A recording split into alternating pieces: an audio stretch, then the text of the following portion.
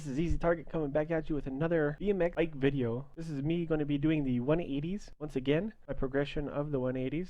Getting back out there after 3 to 4 weeks with my chest injury. I believe I'm getting a little bit of progression here. Let me know what you guys think. My problem right now is I'm landing the 180, I believe. I just can't hold it out and then whip it back around and go straight. Every time I land 180, I just instantly come off the bike. I don't know if it's a mental thing or whatnot, but I feel like I just got to try to stick it and hold it out just a little bit longer so I can just start riding backwards, get that balance up, and then whip it back around. I feel like I'm just right there on the edge, figuring out how to get it down. It has been a lot harder than it sounds to look the way that you want to turn or look all the way around to the backside. You get that spin a lot easier. I just can't get my head to whip around every single time, but whenever I do it, it does seem like it helps out a little bit. Other than that, this is just my first week out there after the 3 to 4 weeks out because of that chest injury. So you guys enjoy. This is Easy, and I'm out.